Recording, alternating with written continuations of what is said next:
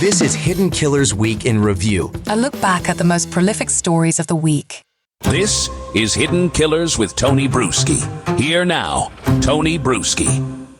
Let's be honest. When someone vanishes on Mother's Day and the husband's first move is to point at a missing mountain bike, you know we're in for a wild one. Suzanne Morphew was supposed to spend May 10, 2020, enjoying breakfast in bed or a phone call from her daughters. Instead, she vanished into thin air.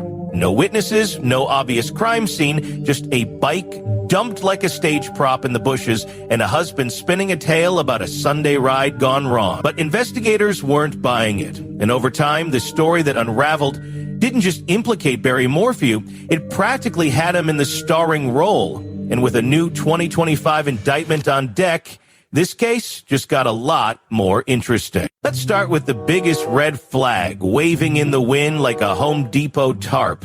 Suzanne's remains were found in 2023, buried in a shallow grave over 40 miles away from her home. After more than 3 years of searching, they didn't just find bones. They found BAM in her bones. Not BAM, like an exclamation. BAM!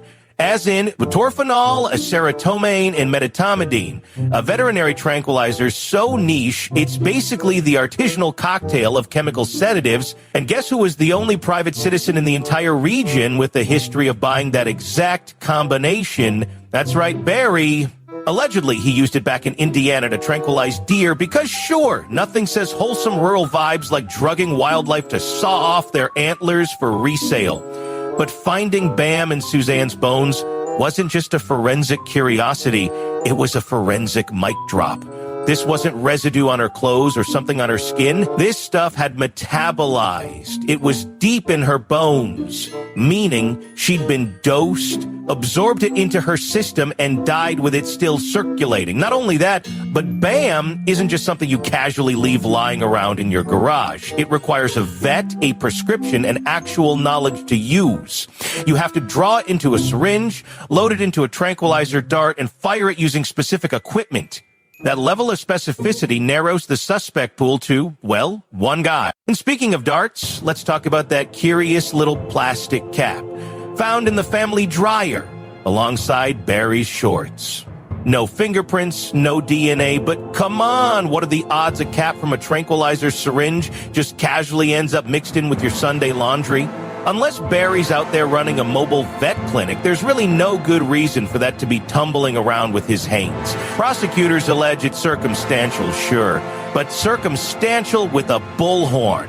One small piece of plastic linking Barry to the exact method of death later confirmed in Suzanne's bones. Then there's the digital ghosting. On the afternoon of May 9, Suzanne sends a sun-drenched selfie to her secret lover, former high school fling she'd reconnected with during a crumbling marriage. Just minutes after that selfie, Barry's phone goes dark. Airplane mode, off the grid, no GPS, no calls, no texts. For nearly 8 hours. This isn't a dead battery moment. This is a window where investigators believe Suzanne was killed, her body transported, and everything covered up. The timing is suspicious enough to make you lean in, but when paired with what happens next, it starts to stink, because the next day, Barry's truck magically stops recording telemetry data. From 3:30 a.m. to 8:10 a.m. on May 10, his vehicle logs nothing. No door openings, no engine starts, no movement. Investigators believe this was deliberate, an intentional disruption to hide where Barry went during those early hours. When the truck starts talking again, it's already in Broomfield, Colorado, exactly where Barry claimed to be going for work. A work trip, by the way, that he didn't tell his coworkers about, showed up early for, stayed barely any time at, and somehow forgot to bring actual work equipment too. Because nothing screams normal contractor behavior like showing up for a job on Mother's Day with no tools. And while he was in Broomfield, Barry wasn't scouring bike trails or knocking on doors. He was dumping trash. A lot of it. Surveillance cameras captured him tossing bag after bag into multiple commercial dumpsters behind hotels, restaurants, gas stations. And when asked what was in the bags, Barry gave one of the most Barry answers imaginable: "I can't remember." Right, because when your wife is missing and the entire state is looking for her, your priority is getting rid of mystery garbage in places with security cameras. Back at home, investigators noticed a fresh crack in the bedroom door frame. a crack the previous homeowner said wasn't there before. When asked, Barry claimed to have no idea how it got there. Investigators believe it was caused during a domestic altercation, possibly when Suzanne locked herself in the bedroom and Barry forced his way in. There were also unexplained scratches on Barry's arm, captured in photos taken by police days after Suzanne vanished. He didn't provide a convincing explanation for them either.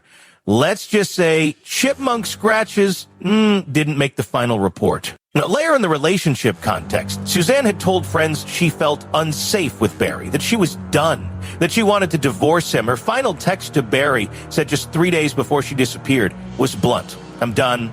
I could care less what you're up to. We just need to figure this out civilly." That message was found deleted from Barry's phone, but investigators recovered it. They also found that Barry had screenshotted that same message, likely because it struck a nerve. Prosecutors now say it shows Barry's motive: control, rage, a desperate need to stop Suzanne from leaving. And then there's the big picture. Suzanne's bike helmet found a mile away from her bike. No blood, no drag marks, no indication she ever rode that bike. It was staged, placed off the side of the road like a sad theatrical prop in a one-man show no one asked for. Suzanne's personal items, her sunglasses, hydration pack, phone, were still at home. Investigators say she never left for a ride. She was already gone. So, what do we have? A woman planning to leave her husband, a rare drug in her bones that only her husband had access to, a syringe cap in his laundry, multiple data blackouts, sketchy dumpster runs, physical evidence of a struggle, and digital footprints that scream, "I did something bad and I'm hiding it." Barry Morphew wasn't caught red-handed, but the digital forensic and behavioral evidence forms a trail. Messy, imperfect, but compelling.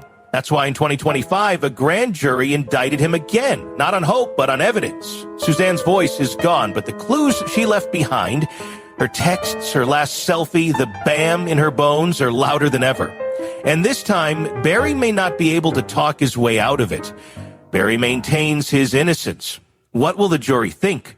Want more on this case and others? Then press subscribe now and don't miss a moment of true crime coverage from Tony Brueski and the Hidden Killers podcast.